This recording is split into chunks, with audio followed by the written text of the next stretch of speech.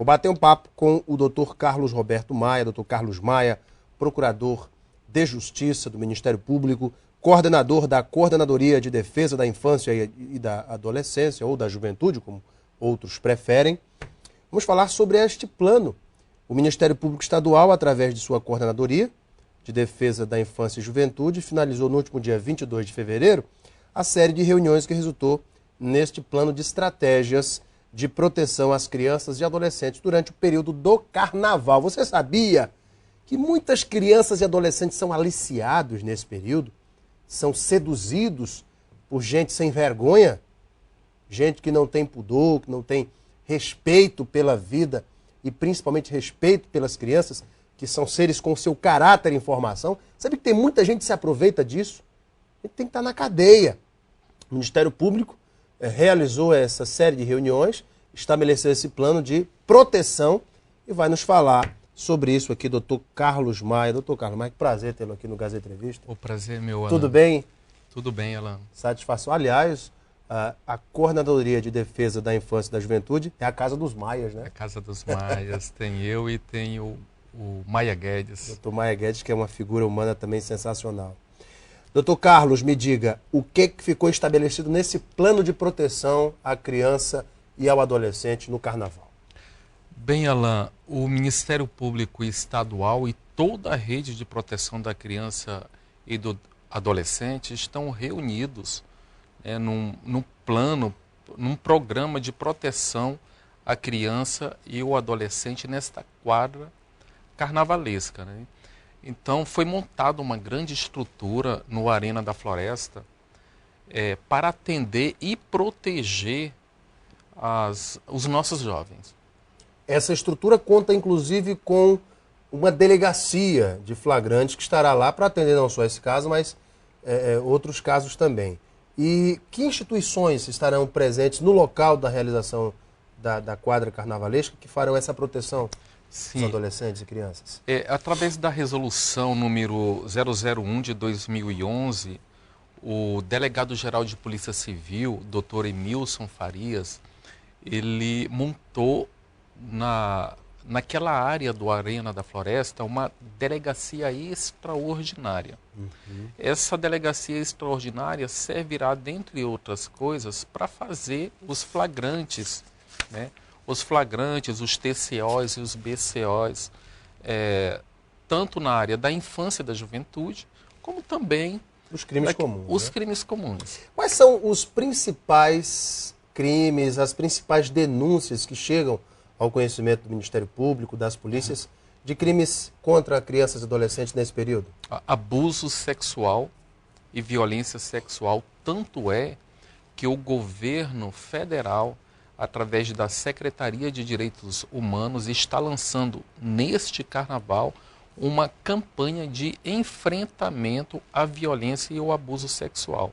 Além desse crime, existe também a venda de bebidas e a prostituição. De crianças e adolescentes, que é uma coisa seríssima. Sim, Alan, e o trabalho infantil também. Trabalho infantil é outra denúncia grave. Doutor Maia, e os pais nesse debate todo, hein? O que os pais devem fazer para evitar que seus filhos acabem sendo vítimas desses crimes que nós já acabamos de falar? Muita orientação e guarda. Cuidar dos seus filhos. Ir ao carnaval acompanhado de seus filhos. Os seus filhos não podem ficar desacompanhados. Qual é a regra para crianças e até que idade podem permanecer no local onde está sendo realizado o carnaval? Sob que condições, doutor Maia? Alan, eu estou aqui em mãos com a portaria do Dr. Romário Divino, que é o juiz de direito titular da 2ª Vara da Infância e da Juventude. Essa portaria ela foi publicada agora no dia 25 de fevereiro de 2011, a portaria número 003. Ela disciplina o acesso e a permanência de menores nos locais de promoção dançantes e baile carnavalesco, né? Tudo isso, é claro, a fim de permitir às autoridades responsáveis pela manutenção da ordem pública coibir os abusos e os excessos que atentem contra o ordenamento legal de proteção à criança e ao adolescente.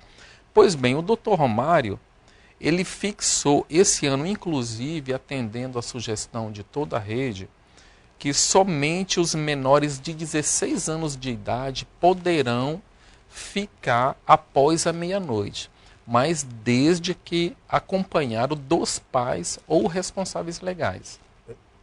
Deixa eu entender. Somente os menores ou os maiores? Não, os menores, né? 16 anos. Os menores de 16 anos. Poderão ficar acompanhados dos pais. Isso após a meia-noite. Ou seja, quem tiver de 16 anos para cima poderá ficar até 3 horas da madrugada, que inclusive é uma novidade no carnaval deste ano.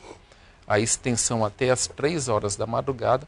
Somente esses menores de idade poderão ficar com... Desde que acompanhado dos pais e os responsáveis. Ou seja, até os 16 anos ficam até meia-noite, desde que com os pais e responsáveis. Isso. A partir de 16 anos para cima podem ficar até as 3 horas. Exatamente, desde que acompanhado também com os pais ou responsáveis. Muito bem. E como esse horário é interessante, foi até uma mudança, né, do horário, no caso de crianças que forem flagradas, mesmo com os pais, nesse horário, qual é a punição? Por exemplo, a criança tem 15 anos, mas está com o pai ali, o pai está até 3 horas. Que punição? Que tipo enfim, o que a lei prevê para o pai que desobedece a portaria? Bem, essas crianças que estiverem em situação de risco, ou seja, abandonadas, próximos a locais que vendem bebidas... Ou mesmo acompanhadas dos pais, mas no horário impróprio. No horário impróprio, ela será encaminhada os agentes voluntários, todo aquele elenco que estará trabalhando lá, encaminhará essas crianças à vara da infância e da juventude. Vai ficar de plantão a vara nesse período? Vai ter toda uma estrutura montada para isso. O Ministério Público, o juizado, através dos agentes de proteção, educadores sociais. Aliás, eu quero abrir um parêntese aqui, Alan, para falar da inestimável colaboração das duas instituições de ensino superior aqui de Rio Branco, Uninorte e FAAL, que tem colaborado muito nesta proteção da infância e da juventude com seus acadêmicos de direito. Serão voluntários? Acadêmicos de serviço social.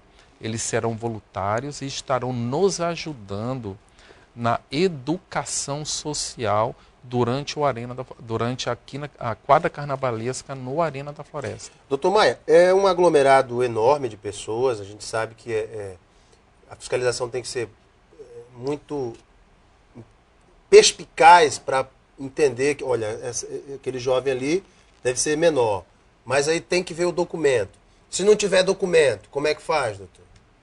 Pois é, Alan. Então será encaminhado ao Juizado da Infância e Juventude. Será então chamado os pais ou o responsável legal, será entregue então a criança aos pais ou responsável legal, e isso sem contar que o pai ou responsável legal poderá ser responsabilizado civil e criminalmente. Por ter permitido seu filho ou enfim, a pessoa que está sob sua guarda esteja ali sem, inclusive, documentos. Em situação de risco. Situação de risco. Isso. Doutor Carlos Maia, o senhor quer deixar mais algum recado para a população, para os pais, enfim, neste período de carnaval? Bem, quero sim. Eu quero deixar bem claro a toda a sociedade o que é responsável legal. Pais nós já sabemos. Então, os filhos, os menores, sejam crianças ou adolescentes, deverão estar acompanhados de seus pais ou responsáveis legais. Somente aqueles maiores de 16 anos estarão autorizados a ficarem depois de meia-noite. Também, com desde que... Os responsáveis. Sim. Um irmão mais velho é um responsável legal? Responsável legal, a própria portaria já está definindo. São considerados responsáveis pela criança e pelos adolescentes pai, mãe, tutor ou guardião. E também os demais ascendentes ou parentes até o 3º grau. O que são isso? Tios. São avós e tios.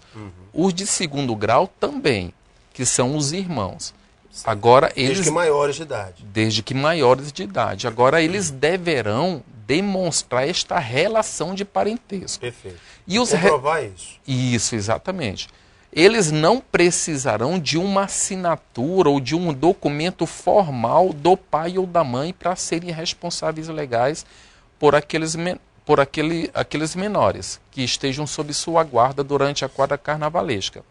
Entretanto, uma pessoa maior de idade sem qualquer relação de parentesco também pode ser responsável legal de uma criança ou de um adolescente. Entretanto, terá que ter uma autorização do pai ou da mãe, assinada pelo pai ou pela mãe, e junto com essa autorização, ela deverá vir acompanhada do documento de identidade do pai ou da mãe para a gente conferir a assinatura. Ou então, ser reconhecida em cartório a assinatura.